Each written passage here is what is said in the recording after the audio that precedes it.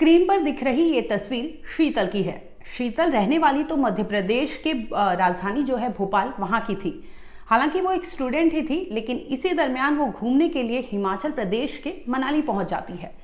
इसके बाद उसके साथ कुछ होता है ऐसा, यानी मनाली के होटल के कमरा नंबर 302 में कुछ ऐसा होता है जिसके बाद शीतल तो नहीं बचती, लेकिन उसके जुड़े जो कहानी सामने आती है वो रोंगटे खड़ी कर देने वाली होती है। दरअसल 15 मई की बात है, जब मनाली के एक होटल में पुलिस पहुंचती है। पुलिस होटल पहुंचती है, होटल स्टाफ ने फोन किया होता है, जिसके बाद पुलिस वहां पहुंच जाती है। सूचना मिलती है कि एक सूटकेस रखा है। पुलिस उस सूटकेस को खुलवाती है। जब पुलिस सूटकेस खोलती है तो वो भी हैरान परेशान रह जाती है। दरअसल सूटकेस जैसे ही खुलता है उसमें से एक लाश बरामद होती है। अब लाश किसका है, इसकी तलाशी में पुलिस जुट जाती है। होटल स्टाफ और सीसीटीवी खंगालने लगती है, उनसे पूछताछ करने लगती है कि आखिर ये लड़की है कौन।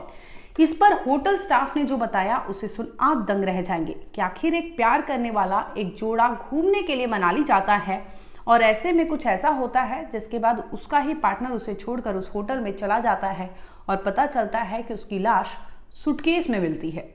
आपको बता दें कि शीतल 10 दिन से लापता थी, जिसकी गुमशुदगी की रिपोर्ट मध्य प्रदेश में दर्ज थी। इसी बीच एमपी की पुलिस वहां तलाश रही थी, लेकिन सूचना मिलती है 15 मई को, जब ये खबर आती है। शाम का वक्त होता है जिसमें हिमाचल प्रदेश की पुलिस को खबर मिलती है और पुलिस वहां पहुंचती है तो पता चलता है कि एक 24 साल की लड़की की लाश सूटकेस में बंद मिली है। पुलिस तहकीकात करती है तो सामने आता है कि ये लड़की कोई और नहीं बल्कि शीतल है, जो एमपी की रहने वाली है, क्योंकि आधार कार्ड पुलिस वहां से बरामद कर लेती है जिसपे पता एमपी का होता है। इसके बाद पुलिस परिजन को भी सूचना देती है और पूरे मामले की तहकीकात में जुट जाती है। होटल स्टाफ से पूछती है तो होटल स्टाफ बताते हैं कि 13 मई को ये लड़की एक लड़के के साथ इस होटल में आई थी।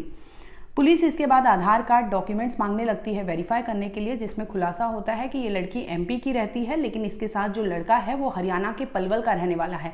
यानी लड़का जो था विनोद कुमार। बताया ये भी जा रहा कि विनोद कुमार पहले से शादीशुदा था, उसकी एक बेटी थी, लेकिन उसकी बीवी उसे छोड़कर चली गई थी। अपनी बच्ची के साथ वो अलग रहती थी। इसी दरमियान विनोद कुमार सोशल मीडिया के जरिए शीतल से मुलाकात करता है। इसके बाद ये प्लानिंग बनाते हैं और प्लानिंग के तहत मनाली घूमने के लिए ये बुला लेता है शीतल को, जिसके बाद दोनों घूमने के लिए मनाली 13 मई को पहुंचते हैं। 13 मई को ये मनाली के उस होटल में पहुंचते हैं जहां पर इन्हें कमरा नंबर 302 अलॉट किया जाता है। 13 मई को तो आराम करते हैं। इसके बाद 14 मई को सीसू घूमने के लिए ये निकल जाते हैं, जिसके बाद शाम को उस होटल के कमरे में फिर लौटते हैं। वहाँ खाना पीना खाते हैं और होटल स्टाफ से ही ऑर्डर करते हैं, बाहर कहीं नहीं जाते। शाम का वक्त होता है जिसमें खाना पीना खाकर ये उसी दिन सो जाते हैं। इसके बाद आती है 15 मई की बात। जब 15 मई होता है, शाम का वक्त होता है। इसी दरमियान कमरा नंबर 302 से फ़ोन आता है कि हमें एक टैक्सी चाहिए। होटल स्टाफ मैनेज करता है, टैक्सी ड्राइवर फौरन वहां पर पहुंच जाता है। जिसके बाद कमरा नंबर 302 से विनोद कुमार अकेले ट्रॉली बैग लेकर बाहर आते हैं, लेकिन उनके साथ उनकी पार्टनर नजर नहीं आती। इस पर होटल स्टाफ पूछते हैं कि आप आए तो 2 थे लेकिन जा रहे एक ही हैं, तो वो बहाना बनाता है, जिसके बाद वहां से निकलने की कोशिश करने लगता है। इतने पर होटल स्टाफ ने देखा कि ये जो शख्स है यानी विनोद कुमार ट्रॉली जो खींच रहा है, उसे खींचने में उसे भारी मेहनत लगानी पड़ रही है, यानी वो ट्रॉली में कुछ हैवी है जिसकी वजह से ये खींच नहीं पा रहा। ये देखते ही होटल स्टाफ को कुछ शक होता है, जिस पर वो पूछता है कि ट्रॉली बैग में क्या है। विनोद कुमार को लगता है कि यहाँ अब मामला बिगड़ सकता है, जिसके बाद वो वहां से ट्रॉली बैग फेंकता है और खुद फौरन वहां से बस स्टैंड के लिए रवाना हो जाता है और वो भागने में कुछ दूरी सफल भी हो जाता है। लेकिन पुलिस जैसे ही मनाली चेक पोस्ट पर पाती है कि ये फरार हुआ है तो वहीं से इसे पकड़ लिया जाता है। फिलहाल विनोद कुमार हिरासत में है। लेकिन आखिर पूरा मामला क्या था, कैसे इनकी दोस्ती बढ़ी, और दोस्ती इस कदर बढ़ी कि मनाली तक आ जाती है और मनाली के होटल के उस कमरे में ये लोग किस वजह से एक लड़की की हत्या हुई। दरअसल आपको बता दें कि ये मिले तो थे सोशल मीडिया के जरिए, लेकिन इनकी दोस्ती प्यार में बदल जाती है। प्यार के तहत ये मनाली पहुंचते हैं, जिसके बाद ये उस कमरे में पहुंचते हैं। विनोद कुमार का कहना है कि उस होटल के उस कमरे में ये लोग में कुछ विवाद हुआ था, जिसके बाद वो गुस्से में आकर अपनी ही प्रेमिका यानी शीतल को मौत के घाट उतार देता है।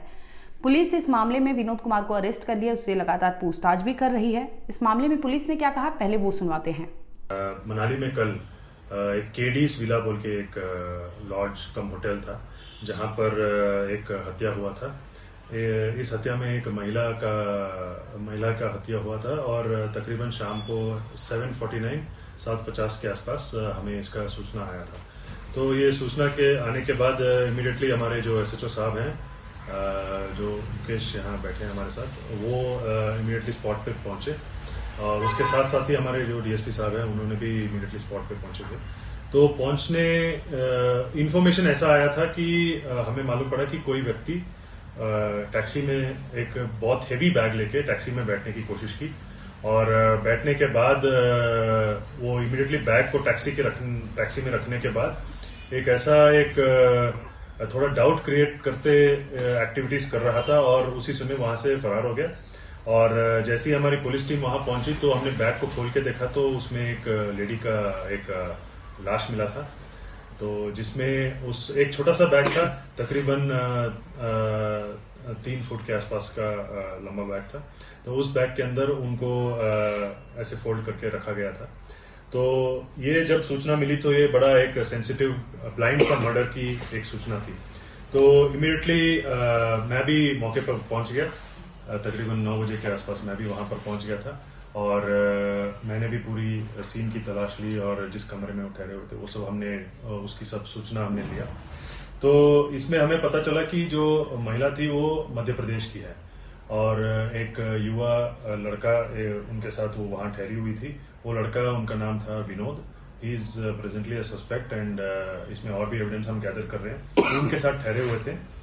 तो वो लड़का वहां से निकल गया, तो उसके आधार पर हमने उसको अभी तक हमने डिटेन कर लिया है और इसमें आगे की कार्रवाई भी इसमें जारी है।